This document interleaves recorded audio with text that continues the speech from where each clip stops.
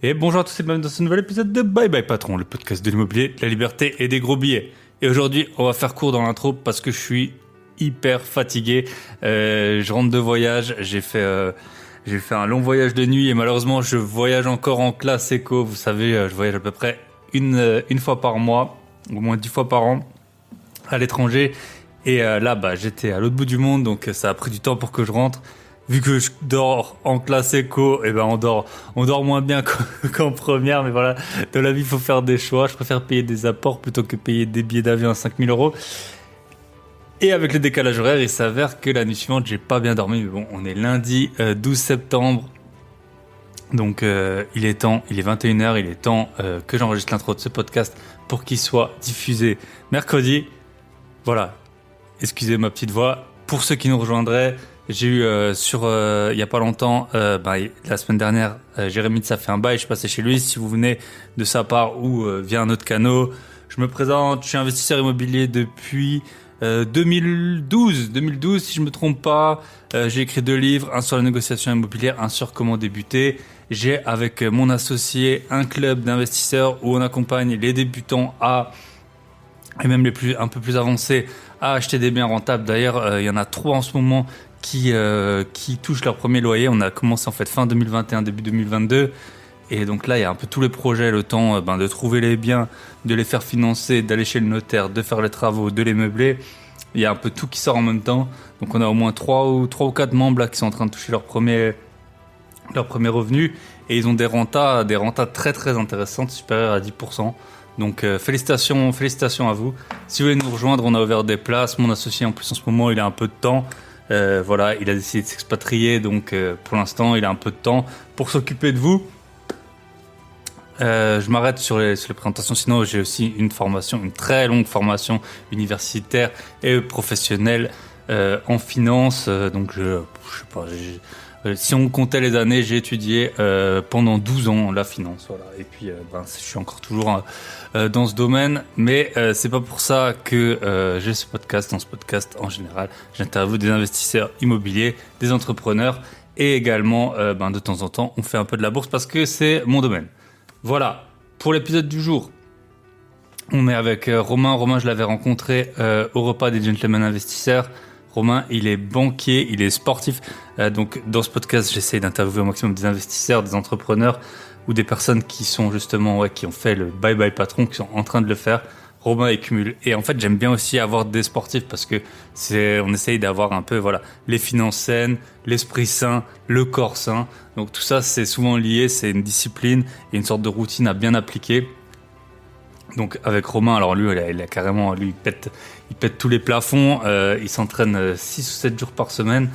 Il a vraiment une super organisation. C'est incroyable à quel point il est discipliné. C'est très impressionnant. Et donc c'est pour ça que je voulais le faire intervenir. Mais surtout, il est banquier pro. Il a été avant banquier pour des personnes physiques et maintenant il est banquier pro. Qu'on va voir avec lui comment ça se passe de l'autre côté du bureau du banquier, comment est-ce qu'on calcule les taux d'endettement, parce que souvent on parle du taux de 35%, donc on sait déjà que si on est une société, ça peut être différent, mais comment est-ce que vraiment ces calculs ils sont faits, le nombre de clients qu'un banquier il doit gérer, la partie pro, quelles sont les possibilités de financement pour les personnes qui voudraient lancer leur business, et on va voir avec lui son parcours d'investisseur immobilier, comment il a réussi à obtenir un financement, notamment dans une banque différente de celle dans laquelle il travaillait. C'est un peu un comble. Et il a aussi une spécificité. J'ai jamais eu d'invité qui avait réussi, on va dire, à faire ça. Il a monté une SCI dont il détient 99%. Donc, monter une SCI où on détient 99%, c'est pas un problème. De toute façon, une SCI, vous signez des statuts et puis vous pouvez répartir les parts comme vous voulez. Ce qui est plus dur, c'est d'obtenir le financement, d'aller voir la banque. Souvent, les banquiers, ils ont du mal à comprendre déjà les projets des investisseurs quand c'est en nom propre. Quand c'est en SCI, je vous en parle pas, mais alors quand c'est en SCI à 99%, ça devient un peu... il commence à parler chinois. Donc voilà, j'ai juste une dernière annonce à vous faire. Il y a quelques temps, j'avais interviewé Johan de Invest in Budapest. Après, pendant quelques épisodes, j'avais parlé, en fait, avec Johan, on s'était mis d'accord pour organiser un événement IMO à Budapest. Donc Budapest, c'est en Hongrie. Johan, je vous invite à écouter l'épisode. Donc lui, il est spécialisé, donc notamment, pas que, mais notamment pour les Français qui voudraient investir en Hongrie. Donc si ça vous intéresse, vous pouvez écouter l'épisode avec Johan. Et Johan, il organise un événement à Budapest. Il m'a écrit pas plus tard qu'hier, les 11 et 12 novembre. En plus en France, le 11 novembre, c'est férié. Donc les 11 et 12 novembre à Budapest. Si ça vous intéresse, Johan, en fait, il a un hôtel. Ça fait quelque temps qu'on a enregistré l'épisode, mais il a un hôtel qui est assez luxueux. Il vous loge gratuitement. Voilà, si je vais vous mettre les liens dans la description, ou alors vous m'envoyez un message si ça vous intéresse. Pour l'instant, à l'heure actuelle, je n'ai pas encore dit formellement oui, mais je pense que je vais y aller. Donc en fait, le but, c'est que Johan il nous présente les possibilités d'investissement à Budapest. On va voir les avantages de la Hongrie, l'état des lieux du marché, comment est-ce qu'on investit à Budapest, et puis aussi les produits qu'ils proposent et les appartements pour lesquels ils sont en train de faire des chantiers. Donc voilà, si ça vous intéresse, vous pouvez m'envoyer un message. Je vais vous mettre aussi le lien dans la description du podcast du contact de Johan. Voilà, je vous ai dit, normalement, et si vous y allez, bien sûr, ça vous engage à rien. Vous n'êtes pas obligé d'investir, mais l'idée, c'est quand même d'y aller avec au moins un intérêt et une possibilité de financement pour un investissement à Budapest. Donc voilà, ça vous engage à rien, mais si vous n'avez pas un copec ou un forain de côté, je pense que pour l'instant, c'est peut-être pas le meilleur moment pour y aller. Parce qu'une grosse partie... Alors, franchement, là, j'ai pas le temps de réécouter l'épisode, mais une grosse partie de l'investissement, elle doit se faire...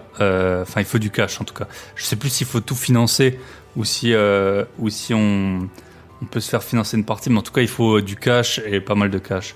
Donc, si vous avez moins de 10 000 euros sur votre compte, je pense que c'est pas le bon moment. D'abord, vous faites des gros billets dans votre pays ou dans un pays plus proche, ou alors vous pouvez faire du levier. Et ensuite, si ça vous intéresse, vous pourrez aller à Budapest. Voilà, donc soit vous m'envoyez un message, soit vous écrivez à Johan, vous lui dites que vous avez entendu mon annonce dans le podcast, et puis on se verra là-bas. Je vais regarder les tickets d'avion, je pense demain, pour aller le voir, parce que c'était un super épisode. Budapest, j'y étais déjà plusieurs fois, mais le côté investissement à Budapest, voilà, diversifier, c'est important, surtout quand on commence à avoir un gros patrimoine. Et c'est pas idiot de changer de pays. On voit que les lois, elles changent super vite. Les lois fiscales, qu'on parle du LMP, LMNP, ça a changé sans qu'on savait que ça commence à sentir le roussi. Mais c'est un truc qui est survenu un peu de nulle part. En fait, je crois que c'est sur la base d'une décision suite à un fonctionnaire qui s'était plaint qu'il ne pouvait pas s'inscrire au RCS. Donc, voilà, les lois en France, elles changent super vite. Les lois des DPE qu'on a vues, tout peut super vite changer, donc dès qu'on a un patrimoine qui est un peu conséquent, c'est intéressant de se diversifier. Donc ça va se diversifier dans les produits et puis pourquoi pas dans les zones géographiques. Donc quand on a des actions, c'est très simple. Quand on a de l'immobilier, voilà, pourquoi pas aller dans une capitale européenne qui a un peu des lois quand même qui, on va dire, c'est un peu le même carcan que les lois, que toutes les lois des pays d'Europe, mais avec bien sûr des très grandes spécificités liées au pays. Et puis forcément, une décision qui est prise dans un pays ne le sera peut-être pas forcément dans un autre. C'est tout ce que j'avais à vous dire. Si vous avez des questions sur l'investissement à Budapest, vous pouvez contacter Johan. Je vous mets le lien dans la description. Et on est parti avec Romain. Je vous souhaite une très bonne écoute. Comme toujours, pensez à liker, partager, mettre un commentaire. Ah, et bien sûr, j'ai oublié la news la plus importante. La semaine dernière, qu'est-ce qui s'est passé ? Je vais vous faire 10 minutes d'intro, mais tant pis. La semaine dernière, pour la première fois, mon épisode, il n'est pas paru sur Apple Podcast. Ça m'a rendu dingue. Ça m'a pris 4 jours. En plus, j'étais en vacances. Donc, normalement, j'essaie de tout planifier pour que ça se passe bien, que vous ayez les épisodes dans les temps. Voilà. En fait, pour faire simple, les podcasts sont uploadés sur une plateforme payante que je paye moi, qui est totalement indépendante des plateformes telles que Apple, Spotify, YouTube et tout ça. Et en fait, ensuite, là, c'est la plateforme ça s'appelle un flux RSS. Elle envoie à toutes les plateformes d'écoute, du style Apple. Apple, ils avaient reçu mon épisode, ils m'avaient indiqué qu'il était publié et il n'était pas. J'ai tout essayé, j'ai écrit 2 fois à Apple qui sont censés répondre en 24 heures, ils m'ont pas répondu. J'ai essayé de réuploader l'épisode, ça n'a pas fonctionné. J'ai essayé d'enlever la pochette, parfois il y a des problèmes avec les pochettes, ça n'a pas fonctionné. Donc finalement, j'ai uploadé un autre fichier audio Et là, par miracle, je l'ai fait à l'aéroport, ça a marché. Donc même à l'heure actuelle où j'enregistre cet épisode, je suis même pas sûr que cet épisode, il va tout de suite pouvoir être diffusé sur Apple. J'espère que c'est le cas et que vous aurez l'épisode mercredi à 7h comme toutes les semaines. Voilà, on est parti avec Johan. Je vous souhaite une très bonne écoute. Avec Johan, avec Romain. Je vous souhaite une très bonne écoute. Et on se retrouve tout de suite.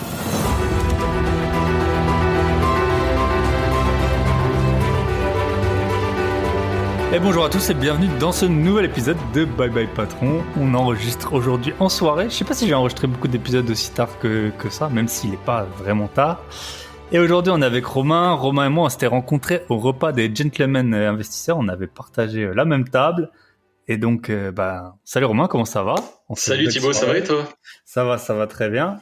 Et Romain, il a tout un peu du genre idéal, hein. Les muscles, surtout de l'invité de podcast idéal, investisseur, banquier, le sport, voilà. On a tout le cocktail qu'il faut. Sur le papier. Sur le papier, voilà. C'est ça. Parfois, on a une tête de gendre idéal. Moi, j'avoue, j'ai un peu une tête de gendre idéal, mais même mes beaux-pères, ils ont pas toujours du même avis.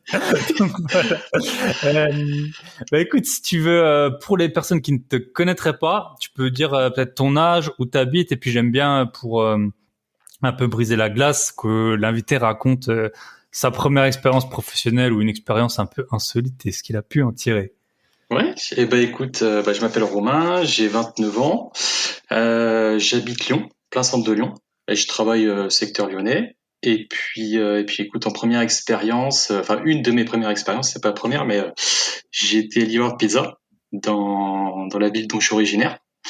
Et du coup, voilà, c'était un job, on va dire, plaisant parce que voilà, tu faisais un peu d'argent quand tu étais au lycée, quand tu étais en DUT.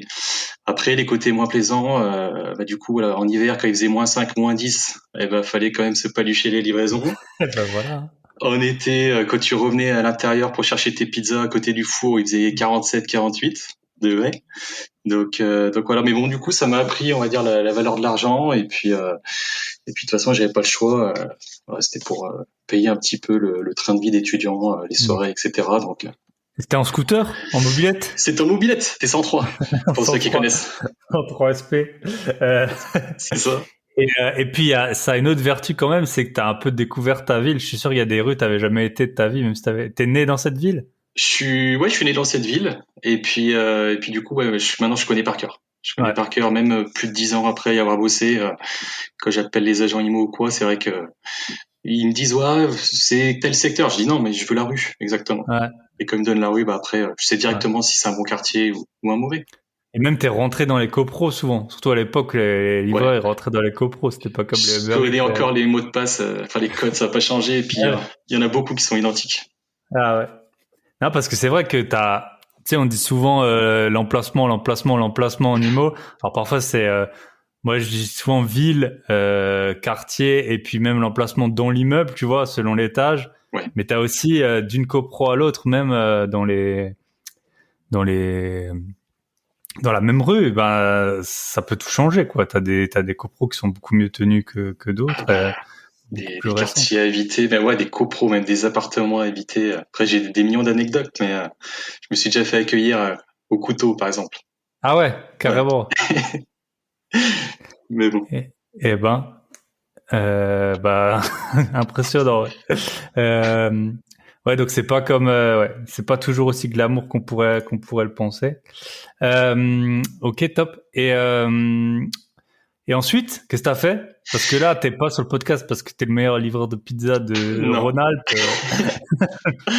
Après, voilà, j'ai fait, pour couper quoi, j'ai fait un bac+3 banque, assurance banque. Et puis, c'était une alternance. J'ai été embauché, donc au guichet. J'ai fait 2 ans de guichet.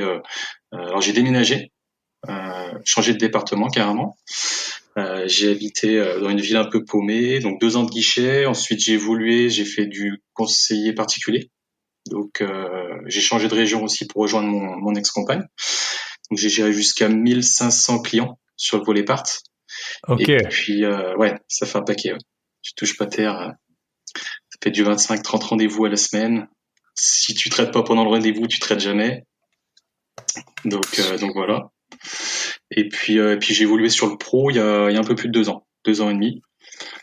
Donc voilà, j'ai fait tout ça. Je peux citer les établissements bancaires, ouais. Bah, si tu Ouais, veux, ouais. De toute ouais. façon, on n'est pas J'ai là fait, pour en dire du mal, hein. j'ai fait tout ça donc à la Banque Pop. Et puis là, je suis passé.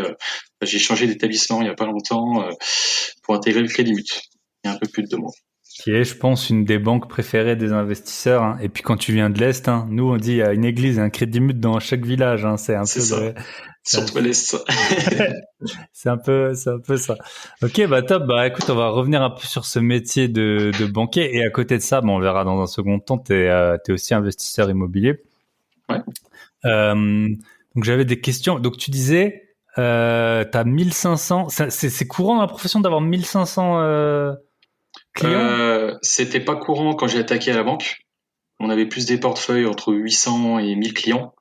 Et là, en fait, j'étais dans une ville où il y avait, enfin, une ville assez aisée. Donc, on va dire beaucoup de prospects, beaucoup de prescripteurs aussi, des courtiers. Et puis ouais, j'avais le plus gros portefeuille de l'agence. Ouais, 500 clients, c'est vrai que ça fait énorme, quoi. Quand tu reviens de 3 semaines de vacances, t'as Bah 500, c'est 600 ça. Enfin, je sais mails. pas. Tu fais un calcul tout simple. T'as 52 semaines, même si tu comptes pas les vacances, tu divises 1500 par 50, bah voilà, ça fait trop de clients par semaine différents, quoi, différents. Donc, Ouais. rien que si donc ça en fait 6 par jour. Ça me paraît assez important. Alors, je pense que t'en entends jamais parler. Et puis après, t'en as ceux qui sont, par exemple, quand il y a des découvertes, c'est toi qui dois les appeler. Ouais, bah ça c'est tout. En fait, tu gères ça tous les matins. Donc, alors après, ça dépend des établissements, mais nous, grosso modo, fallait qu'à 9 heures on ait traité ça. Donc, voilà, dès qu'ils sont à découvert, qu'il y a des opérations qui se présentent, bah tu appelles les clients pour demander s'il y a des sous qui vont rentrer, quand, combien. Et puis après, bah tu te positionnes, savoir si tu payes ou si tu payes pas. C'est vrai que on va dire, c'est la partie la, la moins Pénible. plaisante. La Voilà. partie pénible du truc, ouais. Ouais, je veux bien le croire. Et ça représente combien? 10% des gens? 20%? Non, bah tu vois, sur un portefeuille de 1500 clients, les matins, j'avais peut-être allez, 30 à 40 personnes appelées. Donc je me rends pas compte, ça fait Ouais. Mais ouais, t'appelles les mêmes tous les jours? ouais, en fait souvent c'est récurrent. T'as le peut-être allez, 20% ça va être des gens, c'est exceptionnel. Et puis ces gens-là, ils limitent de contact en amont. Et puis les 80% restants, bah, c'est du récurrent ou c'est des gens qui font le mort, hein, grosso modo. En fait, ils payent tant que la carte est pas bloquée Tant que la par le carte elle conseiller. est pas bloquée, ouais. Ok, ouais, je veux bien le voir. Et comment tu faisais donc quand t'étais donc d'abord t'étais au guichet. Maintenant il y a presque plus personne au guichet, hein. Enfin en tout cas moi dans les Non, banques où je vais, il y là a tu des. t'encaissais les chèques, tu faisais les trucs comme ça, les virements Je pour les faisais billets. ça, je rechargeais les distributeurs aussi. Ok. Donc ça c'était une bonne expérience. C'était marrant. Voir tous les Euh, billets. ouais, franchement, combien de fois tu te poses la question, tu te dis bon, pour combien je pars? Et tu pars à C'est ça. l'étranger et puis au final tu te dis bon, moi je vais pas aller très loin, je vais aller en Espagne en fait, je vais me faire gauler donc. Ouais. Comme Mais ouais, en gros voilà le guichet c'était plutôt ça. Après j'ai fait un poste hybride où c'est dans les petites agences, tu fais guichet le matin et puis rendez-vous clientèle les après-midi. Donc là tu as des moitiés de portefeuille, tu as entre 4 et 800 clients. Donc c'est pas mal pour apprendre le métier parce que ça te fait pas attaquer directement dans le dur. Et puis après, bah, plus t'évolues, plus on te donne des gros portefeuilles. C'est vrai que j'ai travaillé dans une ville assez aisée après quand j'étais uniquement sur le particulier. Donc j'étais conseiller par sur le papier, mais en réel j'étais plus conseiller en gestion de patrimoine. ok. Enfin, en banque, hein, donc Donc tu proposais les produits de la banque. exact. Ouais, voilà. Et alors j'ai plein de questions. Est-ce que les clients ils sont enfin classés attribués à un conseiller en fonction de son patrimoine ou c'est un peu un hasard? Alors en fait, ça va dépendre du profil. Si tu veux, quand j'étais au guichet, enfin que je faisais moitié guichet, Hmm. moitié rendez-vous, on va dire que j'avais pas un portefeuille de personnes aisées. Donc généralement, Hmm. ils essayent d'en mettre quelques-uns pour pas avoir non plus que des clients entre guillemets bas de gamme, hein, qui sont Hmm. pas. C'est vrai que Financièrement parlant en tout cas. voilà, c'est ça. Et puis après, bah, conseiller particulier, bah, tu peux avoir tout, hein. Tu peux avoir du salarié, tu peux avoir du cadre. Et puis après, tu as conseiller patrimonial. Donc là, généralement, tu as plus du cadre, et voire même de la profession libérale. Et puis là, ouais, tu as de plus en plus d'argent à placer. Donc Hmm. t'as moins de partie commerciale, on va dire, sur les produits de base, mais plus sur la partie, on t'attend sur la partie épargne financière. Produit de base, c'est carte bancaire, téléphone, assurance. Pré-conso, après toutes les prévoyances de base, Ok. donc assurance décès, garantie accident de la vie, t'as tout un Ok. panel. Et concrètement, ça se passe comment? T'as des quotas ou t'es rémunéré en fonction de ce que tu arrives à placer pour ce genre de produit? Plus dans mon nouvel établissement, t'as ton salaire et puis c'est comme ça. Mais mon ancien établissement, en fait, t'avais des objectifs annuels et puis si tu les atteignais, bah, en fait, on avait des commissions, hein, tout simplement. Et puis si tu surperformais, bah, t'avais un peu plus de commissions que les autres. Donc c'est vrai que c'est un peu motivant. Enfin, en tout cas pour les personnes comme moi qui marchent à l'objectif, qui sont challengers, c'est vrai que c'est motivant. Ouais. Ok, top. Et ok, donc ça. Et après, ouais, parce que moi, ça m'est arrivé récemment. Donc, on en parlait en off. J'ai mis 1 an à avoir 2 emprunts qui correspondent à même pas 1 an de revenus. Et voilà. Et, euh, et en fait, à un moment, enfin, j'avais trouvé une conseillère parce qu'à la base, j'avais une conseillère qui est ensuite partie, que je connaissais en plus de loin, mais je la connaissais Okay. quand même en privé, enfin via mon père et tout. Et, et elle me l'a fait à l'envers, clairement. Donc j'ai perdu des mois. Ensuite j'en ai une nouvelle. Et après quand ils ont commencé à voir que j'avais peut-être un profil un peu plus sérieux que ce qu'ils pensaient, parce que c'était pas ma banque principale, ils ont Okay. voulu me coller le directeur d'agence. J'ai dit mais non, mais maintenant ça fait déjà 8 mois là. Je tombe sur enfin quelqu'un qui me rappelle et tout. Non non, moi je veux pas changer. Donc je me demandais qu'est-ce qu'il y avait. J'ai dit je suis très bien avec vous. Je restais chez vous. Donc voilà. Et on a réussi en fait, je dis 1 an, mais c'était 11 mois et 2 semaines et demie. Donc c'était un peu moins Okay. que 1 an.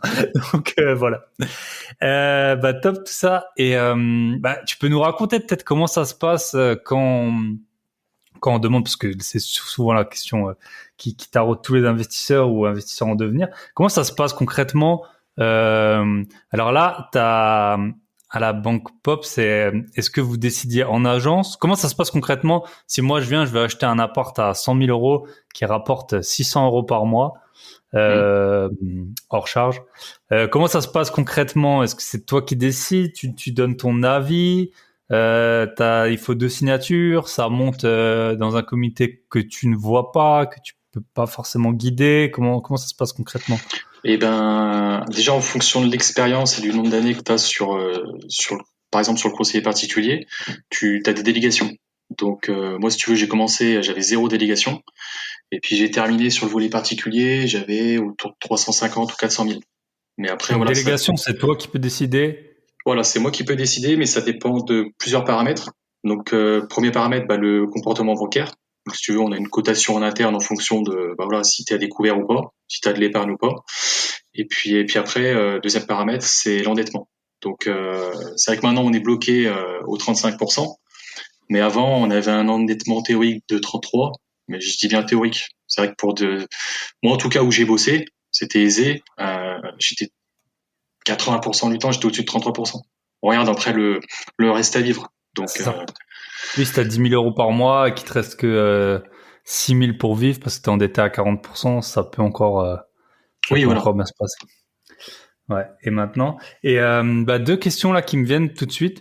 Ouais. Est-ce que donc tu prenais quand même une partie des loyers quand c'était du locatif, tu prenais une partie des loyers? Alors nous on était un établissement. En fait, il y a des établissements qui fonctionnaient avec 70% du loyer. Donc nous on en faisait Hmm. partie. Et il y a d'autres établissements qui faisaient le calcul du différentiel. Du Donc différentiel ou en nous, fait ce que tu rajoutes, ça t'augmentait tes revenus. Ok. et ben voilà. Et Donc petite question, c'est 70%. Est-ce que c'est charges comprises? C'est une question un peu précise, hein, mais parce que ça moi, en fait, dépend. au banquier, je lui dis toujours le loyer charge comprise parce que parce que je sais très bien qu'il va pas me poser la question.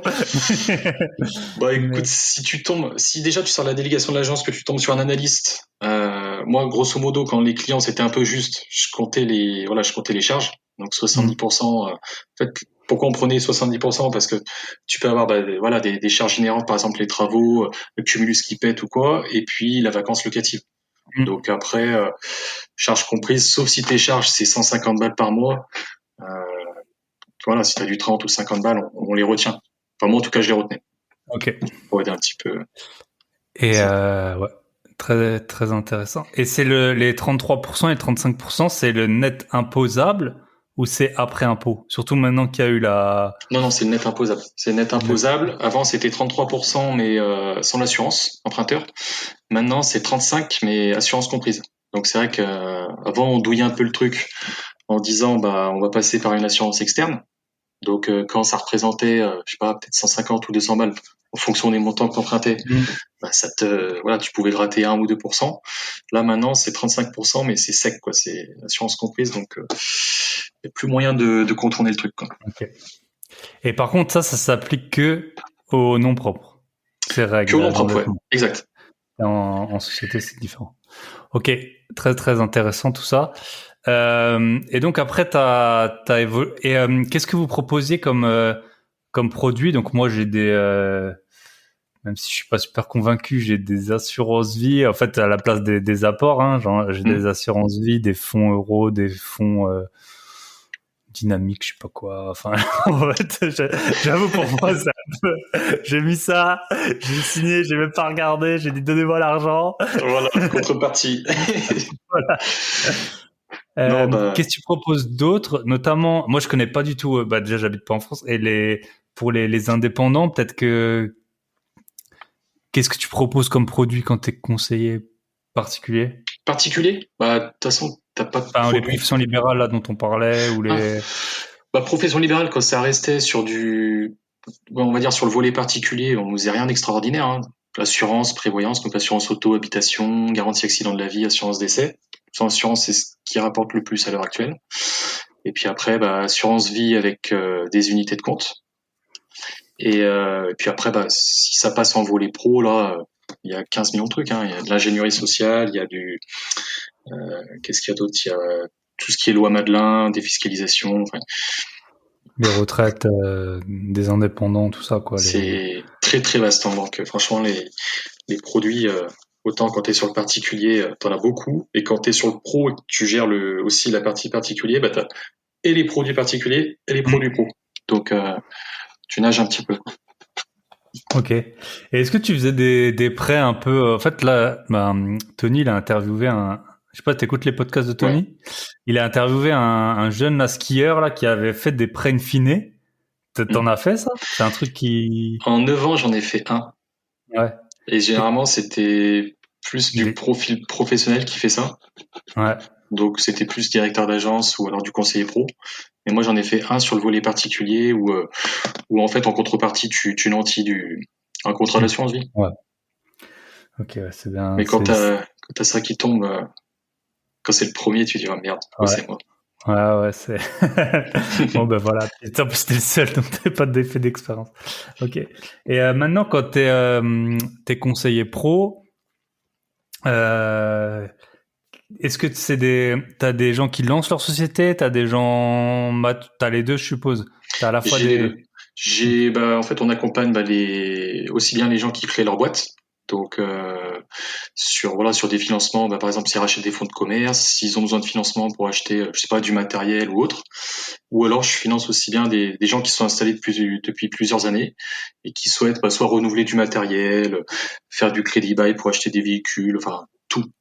tout ce qui concerne le volet professionnel. Après, je sais pas si tu veux en parler, mais c'est assez vaste, hein.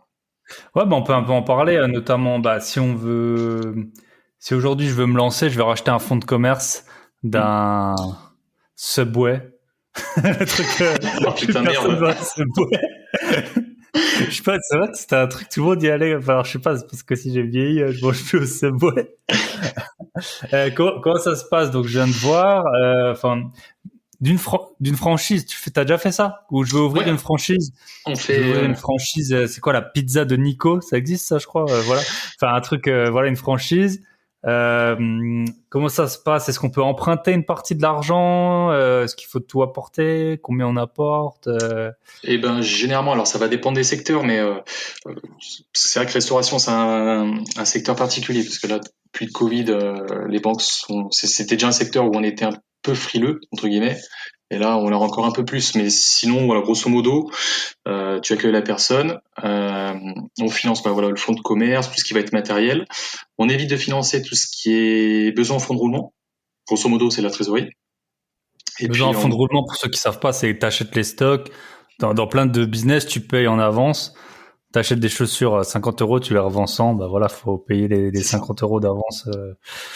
Donc voilà, vas-y. C'est ça. Donc voilà, en gros, on finance ça et généralement, on va demander, en fonction des secteurs, 15 à 30 et même certains 40% d'apport. Mais voilà, généralement, c'est plus 15 à 30%. Ok. Donc ça, quand tu te lances, en fonction de ce que tu veux faire, ça peut vite chiffrer. Et puis après, si c'est en franchise, c'est vrai que les banques, on est plutôt appétant aux franchises parce que c'est encadré, c'est accompagné par la franchise.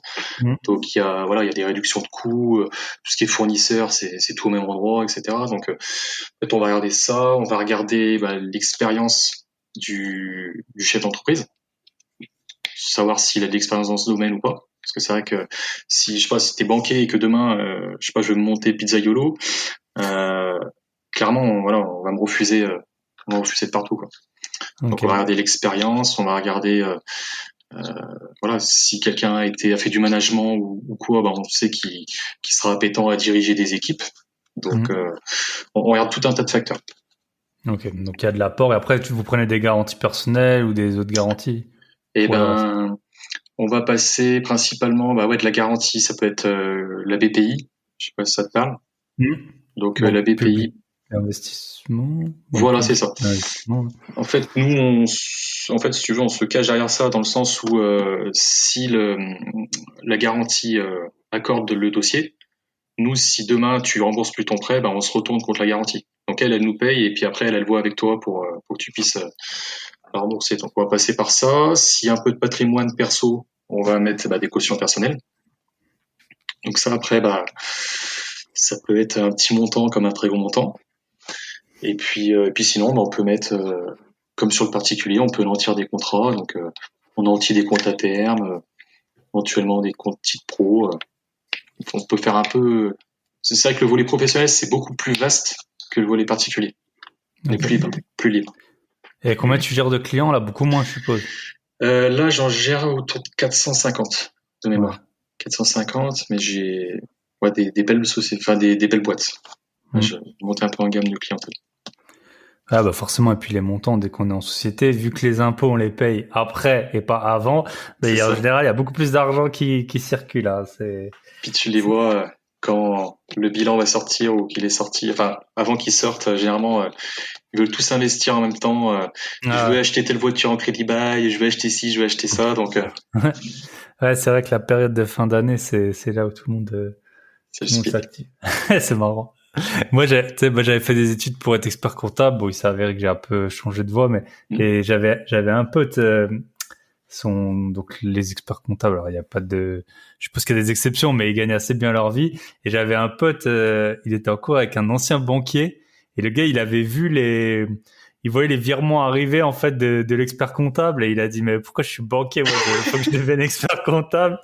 Donc c'est vrai que tu as accès à, tu peux voir en tout cas les business qui tournent bien quoi, et ceux qui ont plus de difficultés, t'es vraiment parce que les statistiques, c'est toujours biaisé, alors que l'argent, ça ment pas, quoi. Ouais. Enfin, je veux dire, soit tu l'as pas, quoi. Et puis, c'est vrai que j'ai toujours voulu travailler en banque, mais j'ai toujours eu aussi l'envie de plus tard, voilà, créer quelque chose, travailler à mon compte.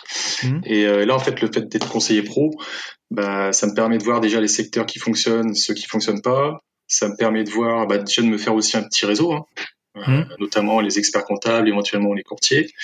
Puis franchement, ouais, t'apprends des trucs tous les jours, vraiment tous les jours, quoi. Ah, attends, t'arrêtes jamais d'apprendre. Et si vous voulez, alors je dis ça pour les parents, mais si vous voulez, en fait, parce que samedi, j'ai mis un de mes appartes, je l'ai fait visiter un de mes appartes. Si vous voulez avoir aussi une vraie vue de combien les gens ils gagnent, eh ben c'est super bien d'avoir des appartes, notamment pour étudiants, parce que là, tu reçois les fiches de paye de tout le monde et ça te fait un bon petit panel, quoi. Tu vois les métiers qui gagnent bien, les métiers qui Ouais, gagnent peu, les gens selon les régions combien ils gagnent et tout. C'est assez intéressant.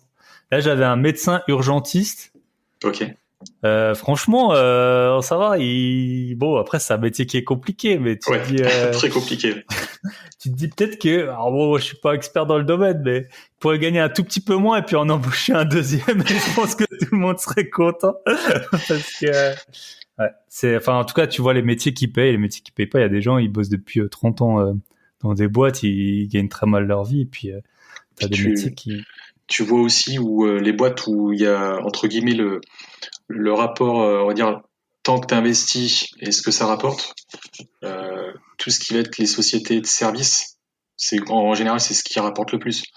Parce que t'as pas d'investissement derrière, Ouais, t'as très peu de coûts. Ouais. t'as pas d'achat, et puis après tout ce qui est commerce en général, en règle générale, à moins de trouver une pépite où voilà, tu marges à 70-80%, c'est plutôt compliqué, quoi. Ouais, super intéressant. Ouais, c'est ce qu'on dit. Même souvent là, bah alors la grande distrie, moi j'ai des potes qui ont travaillé là-dedans. Les marges sont pas, alors c'est souvent un peu les grands méchants, mais les marges sont pas folles. Hein. Ils font beaucoup de volume, mais les marges elles sont pas folles. Quoi.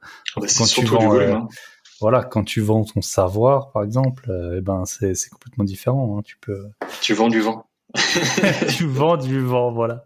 Heureusement qu'il y a quand même des gens pour mettre les pâtes en rayon, sinon on mourrait de faim. Heureusement.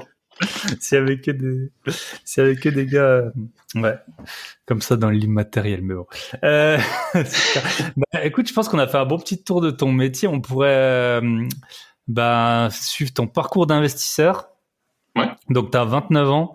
Ton premier achat, tu l'as fait en 2019, si je me trompe pas. C'est ça, c'était résidence principale. Ok. Avec mon ex-compagne. Et tu recommandes? Tu recommandes l'achat des résidences principales avec sa compagne?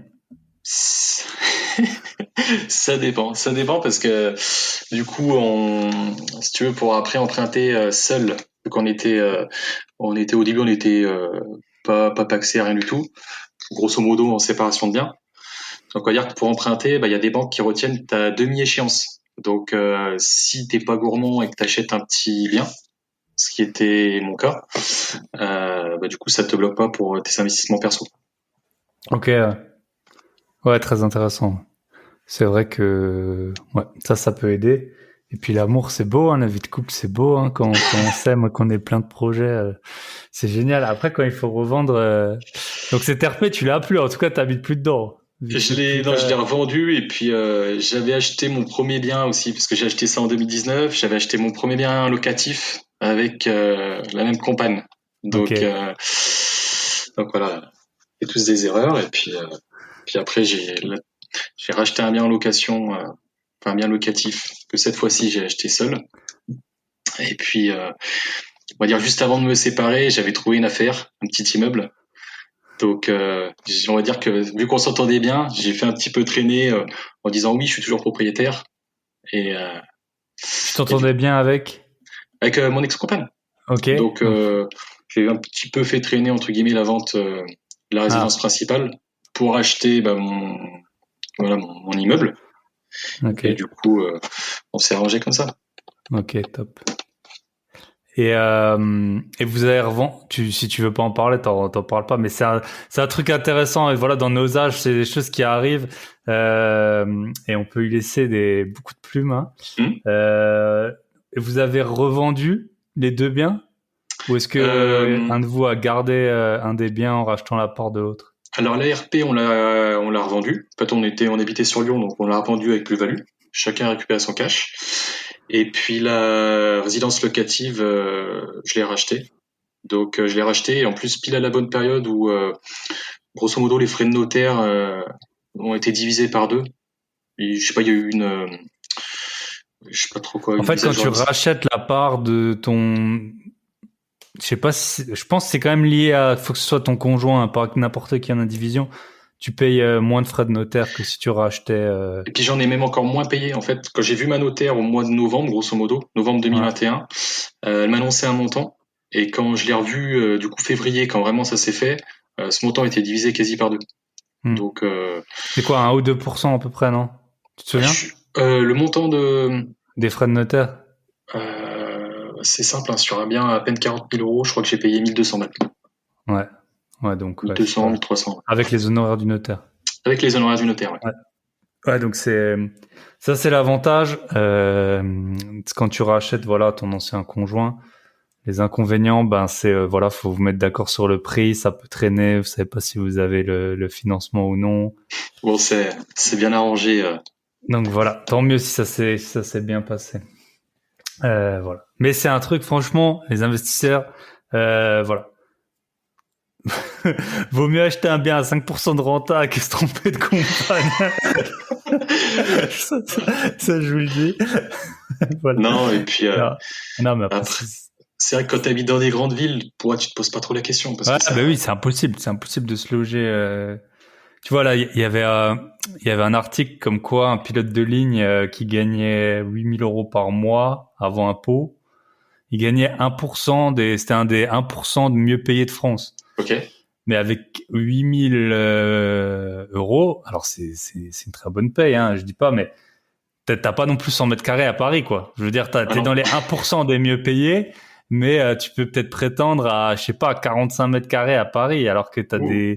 t'as des vieux, bah voilà, ils ont des 150 mètres carrés. Enfin, tu vois, il y a un moment, alors que si et puis les impôts, ils font que tu plafonnes. À un moment, t'as beau essayer de gagner plus. Ouais. Enfin, le meilleur moyen d'avoir un logement grand, c'est quand même de se mettre en couple, et tu fais aussi beaucoup d'économies.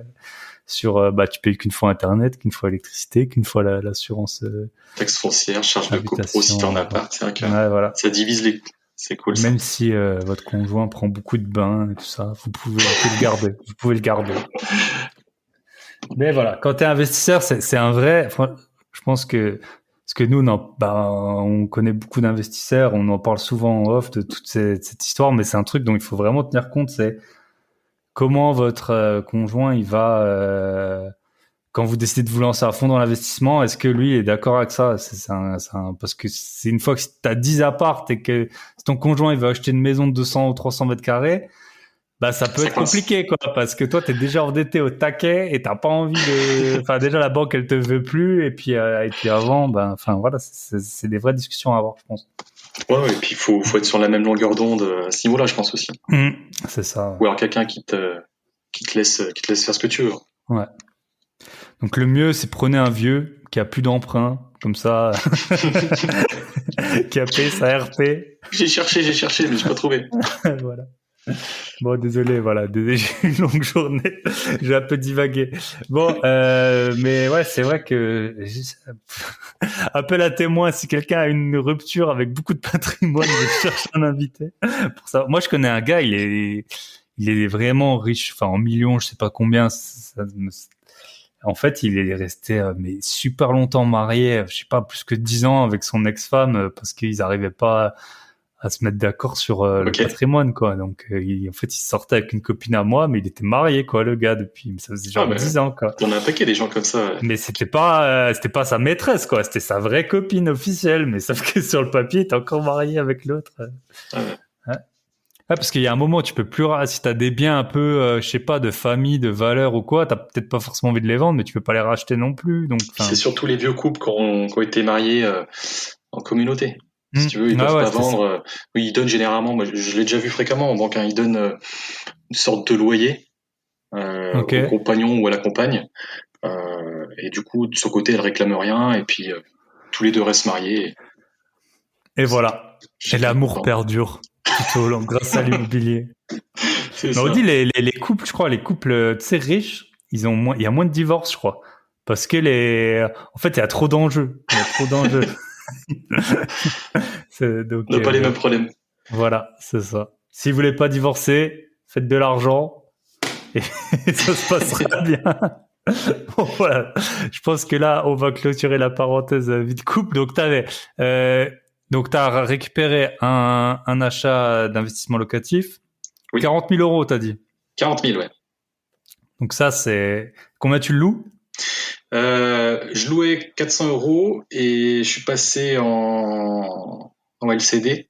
Donc pour le premier mois d'exploitation, net, je suis à 980 000 euros quasi. Ouais, c'est incroyable. Les petits biens, moi j'en ai aussi un. C'était mon tout premier épisode de podcast là que j'avais payé 23 000 euros. Après j'ai fait des travaux notaires, je sais pas, il m'a coûté peut-être 35. Et c'est impressionnant hein, ce que ça peut dégager comme argent. enfin, tu te dis c'est presque un SMIC, tu vois, alors que tu l'as acheté 40 000 euros. C'est ouf. Enfin, t'as des gens, ils se lèvent tous les jours pour aller à l'usine C'est ça. pour ça. Donc, si tu fais de la LCD, en plus, tu vends de la drogue en même temps, tu vois, 40 000 balles de côté. Moi, je me lève pour consulter mes réservations de la nuit. Ah, après, au début, surtout, c'est un peu, là, t'as dit que ça fait un mois. Tu regardes tous les jours, non? 1er juillet, peut-être 1er juillet. Ouais. Donc, ça fait quoi? Ça fait même un mois et demi exactement. Et c'est vrai que, t'es avec les potes, je sais pas, t'es au resto, ça bip. Tu dors la nuit, ça bip. T'es au boulot, donc quand t'es salarié, que tu fais de l'argent en faisant de l'argent, quoi. Donc voilà. Au début, c'est plaisant. Là, après, ça passera, je pense. Tu regardes les trucs. Moi, j'ai écrit 2 petits livres là, et au début, je regardais tous les jours si j'en vendais et tout. Au plus, j'en vends genre je dirais en moyenne là sur 1 an et quelques, j'en vends 1 et quelques par jour. Donc parfois, pendant 2 jours, 3 jours, t'en vends pas, tu vois. Donc t'es là, putain. Ah non, Maintenant, j'ai baissé le rythme, mais sinon, après, tout le monde fait ça. Ceux qui sont lancés dans la crypto, dans les actions, t'achètes une action, ta première action, tu vas aller voir pendant 3 semaines, 5 fois par jour. Ouais, ça a monté, ça a descendu, tout. Donc, voilà. Ok. Donc ça, t'habites pas dans cette ville, hein? Non, c'est ma ville d'origine. En fait, si tu veux, moi, je travaille à Lyon, et puis ma ville d'origine, il y a toute ma famille. Donc en fait, les visites, je les fais avec mon papa, qui sait tout faire dans le bâtiment. Hein. Donc je fais les visites avec mon papa. C'est lui qui gère mes travaux. Moi, je fais la petite main derrière. Voilà, il me dit tu fais ci, tu fais ça, j'applique. C'est lui qui gère mes locataires. Et puis là, on va dire, je fais un peu ça en famille, la LCD pour les ménages. Pour cet été, c'était ma maman et ma sœur. Et puis pour la rentrée, j'ai mon frère qui veut faire du cash. Donc c'est mon frère qui prend le relais à la rentrée. Il a un job qui le permet. Ok. C'est un petit frère et une petite sœur que t'as? Les deux, un petit frère et une petite sœur. Ouais. Ok. Bah top. Voilà le business en famille. C'est le début. C'est le début peut-être d'un empire. Hein. J'espère. Donc ok. Et la suite? La suite, donc ça c'était en 2020, mon premier mois en location. J'en ai racheté un en 2021, un T3 que je loue en meublé, que je loue à la ville même. Et puis j'en ai racheté un début 2022, un immeuble de 3 lots. Et puis tout dans la même ville. Tout dans la même ville. À peu près il y en a 2 qui sont dans le même quartier. En fait, j'ai mon papa qui travaille à la ville et qui en off, c'est qu'il va y avoir par exemple tel ou tel commerce qui vont écrouler pour. En fait, si tu veux, il redynamise le quartier. Donc j'ai investi dans ce quartier, ça a déjà pris en valeur, malgré le fait que ce soit des petits montants. Et puis l'immeuble, c'est un peu plus loin, mais c'est toujours dans un bon quartier. Je connais, donc il n'y a pas de souci. Et les rentas que t'as à peu près, c'est combien? Hors LCD, parce que là j'ai pas encore le calculé. Non, mais LCD c'est quand même variable. Hein. T'as des périodes qui marchent mieux que d'autres et tout. Ouais, l'immeuble, je dirais sans optimiser, parce que là ils sont. Il était loué l'immeuble ou Alors les 3 apparts étaient loués, et le temps que je signe le compromis et que je signe la vente, il y en a un qui s'est libéré. Donc c'était celui que je pouvais pas augmenter, comme par hasard. Mais voilà, j'ai 2 autres apparts où c'est des petites surfaces, T2 et T3. Donc je pourrais gratter encore un petit peu. En gros, je suis sur cet immeuble, je dois être à 9%. Et je pense que je pourrais à peine atteindre les 10. Et après, mon petit T2, initialement, j'étais à 11 ou 12%. Et le T3, je suis à peine 10. Mais tout c'est quand même pas mal, hein. Ah bah aujourd'hui, quand tu trouves même même dans les petites villes, les prix ils ont beaucoup augmenté, hein, même du 8, ça commence à être compliqué, hein. Donc, après, forcément, on n'est pas investisseur et on fait pas des recherches de fou pour acheter le premier bien qui tombe sur le bon coin. Mais voilà, à partir de 8, ça commence à être vraiment déjà dans le premier décile, quoi. Hein, je pense. Oui, et puis il faut pas non plus se focaliser sur ça, parce que t'envoies un paquet qui font toutes les formations, où ils te disent faut investir à 10 ou 12%, et en fait voilà, si tu trouves pas, t'investis jamais. Donc ouais, c'est ça. Nous on a des personnes qu'on accompagne avec mon associé. En fonction de l'endroit où t'habites, notamment si t'habites, on a un des membres qui habite sur la côte atlantique. Franchement, on a regardé à 1h30 de chez lui, mais jamais Alors tu trouves des rentas comme ça. C'est juste que ça n'existe pas. Enfin, ou alors faut que tu connaisses. Enfin, lui il se lançait. Ou alors faut que vraiment que tu connaisses. Je sais pas là. T'es un pote dont la tante vend un truc ou. Mais sinon, voilà, les biens ils partaient vite. Les biens ils partaient à 6% de. Enfin, quand les biens ils partent à 6%, t'as du mal à trouver du 10 quoi. S'ils partent Ouais. à 7, 8, toi, tu peux gratter. Je pense 2 points, ça se gratte, voilà, en faisant des bonnes affaires. Après, faut pas... Comme ça, Ou tout alors tu changes meubler. l'exploitation. Ouais. Mais sinon, quand tu essayes de gratter, tu as un bien à 5%, tu te dis, bon, j'ai négocié un peu, et puis le gars, il dit, j'ai 3 offres au prix. Bon, bah, écoute, Bonjour, au revoir. au revoir. Et le problème de l'Ouest, c'est que moi, je connaissais pas, c'est qu'il il y a la mer. Enfin, avec toi, tu connais pas non plus. Non. Tu vois, vu qu'il y a la mer, en fait, à 1h30 de chez toi, ça te limite vachement les possibilités quand tu es sur la côte, parce que tu peux pas aller à l'ouest, quoi. Tu vas pas aller Ouais, non, à Jersey, là, ou je sais pas où. Donc, et c'est vrai que j'avais pas pensé, tu vois. En fait, t'as moitié moins de possibilités. carrément. Donc, c'est plus concentré. Et c'est pas, alors que quand t'es à Paris, où on dit que les prix sont chers, bah, t'as quand même, de La Paris, couronne, ouais. tu peux aller à la Couronne, tu peux prendre le TGV. Enfin, voilà, c'est différent de. Puis tu peux optimiser, tu peux faire de la coloc, tu peux faire. Ouais, Il y oui, a t'as de... aussi beaucoup plus de population, donc tu peux faire des choses. D'ailleurs, j'ai fait un épisode avec une personne qui fait de la colocation en région parisienne. Et Ok. effectivement, ça a l'air de bien fonctionner. Ok, top. Et alors, t'en as 2 en nom propre, c'est ça? 2 en nom propre, et puis l'immeuble de 3, c'est en SCI à l'IS.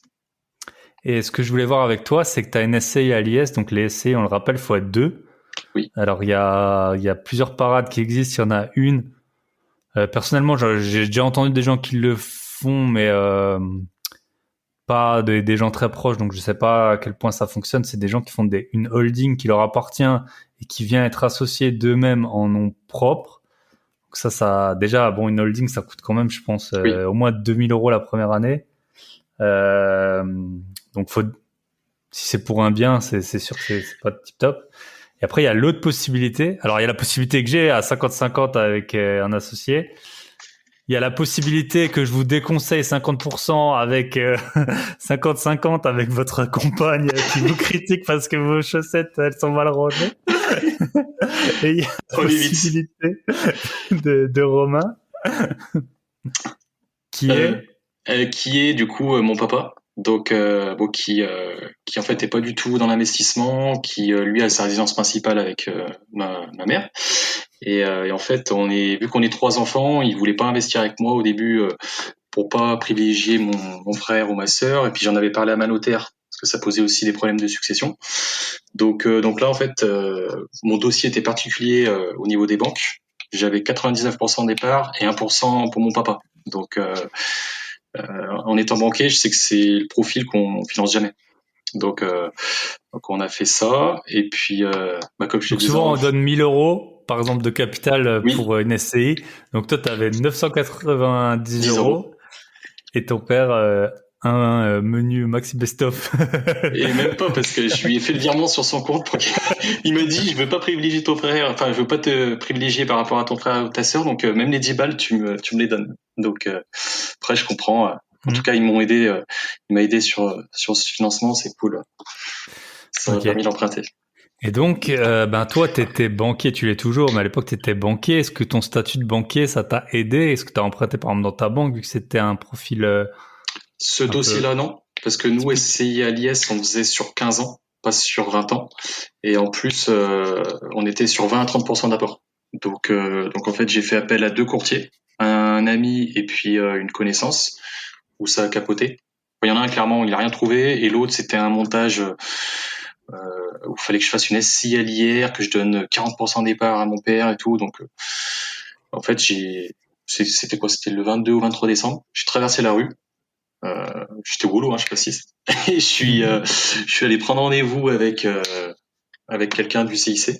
Et je suis tombé en fait sur le directeur d'agence qui euh, qui connaissait un petit peu donc ma chef d'agence, qui moi m'avait déjà aperçu vu que je travaillais dans une petite ville. Et on s'est super bien entendu. Et voilà, il m'a financé sur 20 ans, 8% d'apport même, pas 10 mais 8% d'apport. Parce qu'il faut quand même en Que le mettre un petit notaire, peu. ouais. Voilà. Et puis sur 20 ans, une belle condition quand même, en termes de taux. Ok. Bah top, comme quoi tout est possible, hein, qu'il y a toujours une solution. Parce que c'est vrai que c'est en fait quand t'es en nom propre, dès que souvent en gros pour pas payer d'impôts, le plus simple c'est de se mettre en meublé. Mais Ouais, si par exemple t'as des biens qui sont déjà loués, et ça arrive souvent qu'il y ait des bonnes affaires parce que les gens ils veulent vendre et tu limites à mort tes acheteurs potentiels. Si le bien il est déjà loué, ben tu perds tous les gens qui veulent faire une résidence principale dedans. c'est ça. Donc en fait, quand tu es en SCI à l'IS, c'est vraiment un bon moyen d'acheter des belles opportunités, c'est d'acheter des biens loués. Mais quand tu es tout seul, ou si t'as pas une personne de confiance, bah voilà, c'est compliqué. Donc cette solution de faire une SCI presque tout seul, en fait. Et après, bon, quand tu auras 1 million net de patrimoine sur la SCI, ton père il aura quand même 10 000 balles, hein, attention. Hein. Ouais. Il faut pas oublier ça. Hein. Ouais. C'est pas grave. C'est pas grave, de toute façon. Ça lui paiera. Il veut une Porsche, donc ça lui paiera sa Porsche. Voilà. Un Boxster. Okay. Ouais. Ok, super. Bah écoute, je pense qu'on a fait un bon tour de ton patrimoine. Tu fais donc t'as tout délégué à ta famille en fait. J'ai tout Les délégué à ma visites. famille. Les visites, en fait, j'ai envoyé mon père, comme moi, je pouvais pas me libérer au niveau du boulot. Je parle des visites pour chercher des locataires. Ah non, ça, je fais tout. Okay. Je gère encore tout. C'est moi qui gère les baux, je gère les plannings des ménages, les entrées-sorties. Puis quand je redescends même, donc voilà, voir la famille, pour les soulager un petit peu, je fais les ménages aussi. Ok. Ok, top. Top, top, top. Et donc je pense que là, on a fait un bon petit tour. T'as des projets en tête encore, Imo, là, où tu fais une petite pause? Comment tu vois les choses? J'étais censé faire une pause parce que je me suis remis en coloc pour avoir un loyer très bas et pouvoir continuer d'emprunter. Et en fait, j'ai trouvé une petite pépite là, à l'entrée de Lyon que je vais faire en RP, mais il y a un gros potentiel LCD si jamais je quitte cette RP. Donc Ok, c'est un appart atypique et pas très cher, enfin pour Lyon en tout cas. pour le marché. Donc donc là ouais, je signe un compromis début septembre pour un 6e lot qui sera ma RP. Ok, très intéressant. C'est vrai qu'avoir une RP, c'est pas toujours une mauvaise idée. Hein. Surtout bah, si tu veux te lancer tôt ou tard dans l'entrepreneuriat, bah, va trouver un. Ouais. Là, tu vois, j'ai fait des visites ce week-end. J'ai eu 100 messages en 3 jours là pour mon appart. Je pense que j'aurais dû le mettre plus cher. Et bah, j'avais déjà augmenté le loyer il y a pas longtemps, donc la locataire, elle est partie il y a peu. Et bah si t'es entrepreneur, c'est bête, mais t'es en dessous de la file. Hein. Quand j'ai 100 demandes, voilà, t'as un gars qui a la visa, là, des parents qui sont bien. Puis même Voilà. au niveau banque, en fait, si tu veux, moi j'accompagne des professionnels et voilà, on demande éventuellement des apports sur les financements qu'on leur accorde à titre pro. Et premier truc qu'on regarde, on fait remplir des fiches caution pour avoir un état des lieux de leur patrimoine. En fait, ceux qui sont pas propriétaires de leur résidence principale, bon, à moins qu'à côté ils aient des centaines de milliers, voire même des millions d'euros de patrimoine, c'est un frein. Donc moi, je me suis dit, voilà, étant donné qu'à terme, j'aimerais bien me lancer à mon compte, voilà, j'aurai ma RP, donc ça ne pourra pas forcément être un frein à ce niveau-là. Ouais. Ou au moins acheter, parce que moi c'est vrai que je bouge pas mal et je me tâte en ce moment à acheter. Alors c'est pas toujours les meilleurs investissements, mais un appart dans lequel peut-être j'habiterai, tu vois, dans 5 ans, enfin un truc qui me convient en termes de quartier, en termes de ville et tout ça, pour éventuellement si parce que quand tu bouges, voilà, c'est toujours compliqué d'acheter, mais voilà, c'est une solution. Ok, top. Je voulais voir avec toi le dernier point, c'était le sport. J'ai déjà eu pas mal d'invités sportifs, dont certains qui font que ça. Et puis, bah, on essaye toujours d'être la meilleure version de nous-mêmes. Hein. Déjà, pour ne pas rompre et vendre et vendre des biens immobiliers, parce qu'on se galère à en trouver. C'est pas pour les vendre pour rien. Donc, on essaye toujours, voilà, de se former tout le temps, d'être dans la meilleure forme qui soit. Et donc, toi, bah, ça se voit déjà. Puis en plus, tu postes sur les réseaux quand tu cours et tout ça, donc on voit que t'es bien en forme.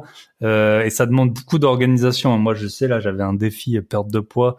En fait, là, entre les podcasts et le sport, tous les soirs, et puis les personnes qu'on accompagne, j'ai des trucs, quoi. Donc, ça demande vraiment beaucoup d'organisation. J'arrive à m'y tenir.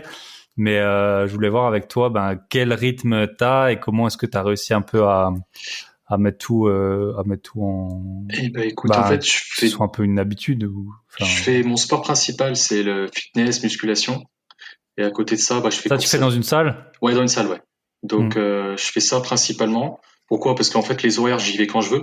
Donc, si tu veux, quand une journée normale où je sais que je vais finir, voilà, à 18 heures au boulot, bah, j'y vais le soir. Et quand je sais que ça va traîner ou que le soir je vois des potes ou quoi, bah, je prévois ça la veille. Le matin, je me lève à 5 heures.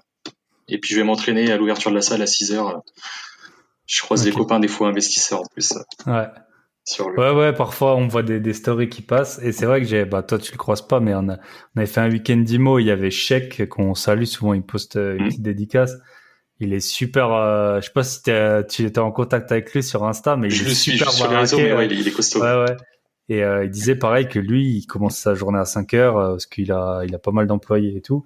Hmm. Et il a un boulot prenant et donc ça c'est la solution, ouais, 5 heures. Et comment tu fais? Parce que moi là, vu qu'il a fait chaud, j'ai essayé de m'entraîner le matin, mais c'est vrai que je sais pas, mon corps il est super engourdi le matin. Tu lèves un peu moins lourd le matin ou comment tu fais? Tu Bah, le matin, t'échauffes? en fait, le matin, je le fais vraiment au dernier recours. Parce Ouais, que, si tu veux, je me lève à 5 heures et je m'entraîne à jeun. Sinon, il faudrait que je me lève à 4 heures, petit déjeuner, le temps de digérer, donc voilà, c'est ouais. pas gérable. Donc ouais, tu lèves moins lourd et puis il faut lever moins lourd parce que sinon tu as des risques de te blesser. Et puis les perfs sont moins intéressantes. T'as pas que la muscu, mais si tu parles courir le matin à jeun, bah voilà, les perfs, tu passes de 5 km heure enfin de 5 minutes du kilomètre à 6 minutes, quoi. Ok. Ah ouais, c'est quand même Ça peut jouer, ouais. En tout cas, moi, ouais, ça joue à ce sur moi. point-là quoi. Donc et tu t'entraînes combien de fois par semaine? 7 jours sur 7. Tu Donc, t'entraînes 7 jours sur 7. Ok. je fais la muscu en principal. Et puis après, quand j'ai des trous, je cale, et ben, du vélo, du badminton quand j'ai des potes dispo, de la rando, de la course à pied. Et puis là, la rentrée, j'attaque, le volley. Le volet, ok, top. Et combien tu peux dire combien tu pèses, combien tu mesures? Moi, je regarde beaucoup de vidéos de dopage en ce moment. Hmm. Alors, tu sais, t'as les, alors, je saoule plein de gens avec ça parce que moi j'ai l'impression que c'est tout un monde qui s'ouvre. En fait, t'as énormément de gens, tous les acteurs, les boxeurs, les gars du UFC, ils sont quasiment tous chargés. Enfin, en gros, dès que tu pèses, que t'es sec et que tu pèses plus lourd que ta taille, donc si tu fais 1m80 plus que 80 kilos, ça commence à être vraiment, et que t'es sec, hein, bien sûr, ça Oui. commence à être vraiment suspect, quoi. Et donc quand t'as des gars genre The Rock ou Ah bah, je voyais des vidéos de Mike Tyson, tu te dis ouais bon le gars c'est bon, il ils sont était chargés comme des mules. ouais. Donc Moi, tout de suite, je fais 1m80 et puis 80 kilos, à peu près. voilà. Et j'ai déjà réussi à monter à 87, mais 6 repas par jour. En étant naturel, c'est compliqué. Ouais, C'est c'est un peu compliqué. c'est vraiment les limites Ah du bah corps humain en fait hein, tu tu manges en vois. fait, t'as plus faim. Tu manges parce qu'il faut manger, mais Ouais. t'as beau manger plus après, ça t'augmente plus, quoi. Ouais. Ben là, je l'ai regardé aujourd'hui une vidéo, je sais pas si tu connais The Rob sur YouTube. Ah non. Ça, franchement, faut que enfin, ces vidéos, elles sont super bonnes. Il interviewe des gars, donc des dopés, des pas dopés. Il avait un mec de 140 kilos. Il s'appelle La Montagne, je crois. Et, Ah oui. mais la montagne française, hein, pas le Ah gars d'accord. de Game of Thrones. Ouais, ouais. Ok. Et le gars, il disait qu'il mangeait 10 000 calories par jour ou 8 repas. Je me dis, mais le mec, mais laisse tomber, quoi. Champion des mecs. Et, ouais. Donc ouais, c'est les limites de. Oui, Donc et puis, c'est super intéressant ces trucs de dopage. Parfois tu te dis, est-ce qu'il vaut pas mieux se doper 2 mois que manger 10 poulets par jour pendant. non, Enfin, bah après, non, j'ai bien sûr, des. c'est dans l'excès, mais tu vois les physiques que les gens ils peuvent atteindre naturellement ou Puis ouais, non, puis après, faut que ça reste. Moi, en tout cas, ça reste passion. C'est c'est pour la aussi santé quoi. Tu fais la ça aussi. santé, pour se défouler aussi, parce que faut pas se le cacher. On a un métier où t'as quand même une certaine pression, donc quand alors c'est pas la majorité, mais quand t'as des clients un peu casse-couilles la journée, c'est clairement si j'ai pas le sport le soir, je suis infernal. Ok, Je suis encore excité, donc c'est ce qui me permet de me calmer entre guillemets. ouais, très intéressant. Donc en fait, tes soirées elles commencent à 19h30 en général. C'est ça, ouais. En fait, je sors du taf, j'ai la salle qui est à 5 minutes, et encore même pas, tu vois, je sors de la salle, je m'entraîne à 45 minutes, 1 heure, et je Mhm. sors de la salle, c'est 7h, 7h10, 19h, 19h10. Ok. Mais après, voilà, moi, c'est intégré dans ma journée de boulot, je travaille pas à 12 heures, je travaille 13 heures, quoi. avec Ouais, la salle. ok. Ouais, c'est intéressant. Et c'est vrai que quand t'as le meilleur moyen, c'est de pas avoir le choix dans la vie, hein. Quand tu te dis, bon, bah, c'est comme ça, il n'y a pas à discuter si je vais à la salle ou non, quoi, ben Puis c'est là le où t'es persévérant, quoi. petit conseil aussi pour ceux qui veulent faire du sport le matin et qui ont du mal à se lever, c'est tu mets le portable à l'opposé de la pièce. Voilà. Donc comme ça, quand il sonne, t'es obligé de te lever. Une bonne technique. Bonne technique. Ok, top. En plus, tu lis beaucoup, hein. Je me souviens, on avait parlé Ouais. dans. Je lis au moins un bouquin par semaine. En moyenne sur l'année, je suis au moins à 52 livres. De tout, hein, du dev perso, tout ce qui est bourse, crypto aussi, parce que ça m'intéresse, immobilier, biographie, autobiographie, pas de roman par Ok. contre. Donc ça te prend aussi 1 heure par jour presque, je pense, non? Ouais, c'est ça. 45 minutes, 1 heure, donc c'est c'est Ouais, comme la tes journées muscu. elles sont bien remplies, hein. Mine de Ouais, rien. ouais, on fait Ouais. des petites nuits, pas des. J'ai pas Ok. besoin de beaucoup de toute manière. Ok. Non, bah très très intéressant. Et t'essayes d'appliquer. Est-ce que t'as des conseils par rapport au livre? C'est vrai que tu prends des notes, t'essayes d'appliquer tout de suite. Ouais. Je prends des notes, il y a même des bouquins que je relis parce que sur le moment, t'assimiles pas forcément tout. Hmm. Et puis ouais, je prends des notes. On essaye de se caler des petits objectifs, Hmm. voilà, qu'on essaie de tenir ou pas. Là, j'avais un de mes objectifs cette année, c'était de prendre au moins 3 jours de repos par mois.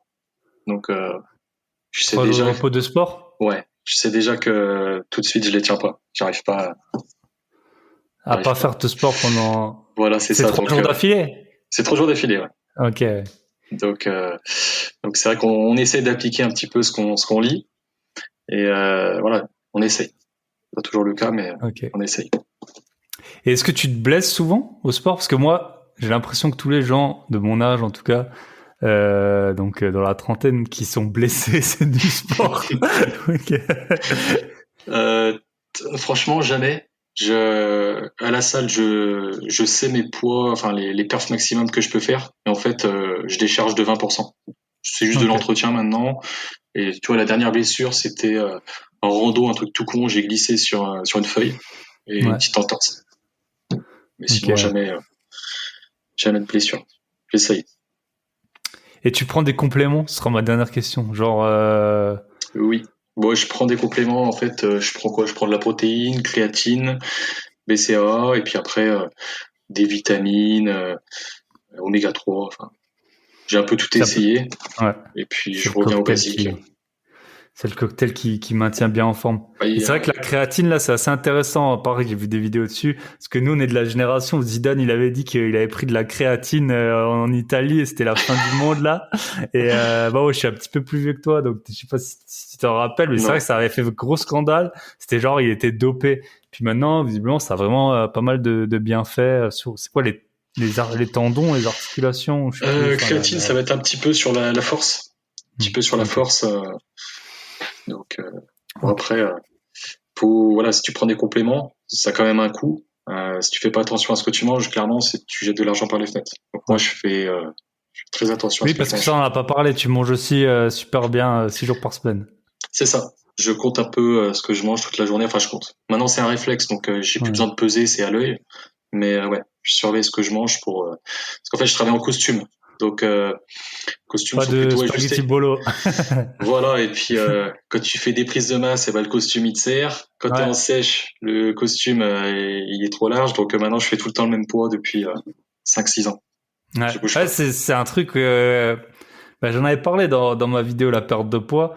Moi, j'en mets de moins en moins des costumes. Et là, heureusement, j'ai reperdu du poids parce que sinon j'aurais dû en racheter. Et franchement, ça fait chier. Hein, si tu dois dépenser 1 000 € Ouais. parce que t'es trop gros. Franchement, ça, T'as ça, la technique chino stretch. Enfin, c'est ma ouais. technique maintenant. Voilà, chino stretch. Ok, heureusement que les pieds ils grossissent pas, Non. ils régressent pas.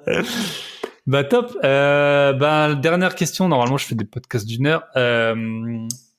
C'est quoi ton objectif à terme?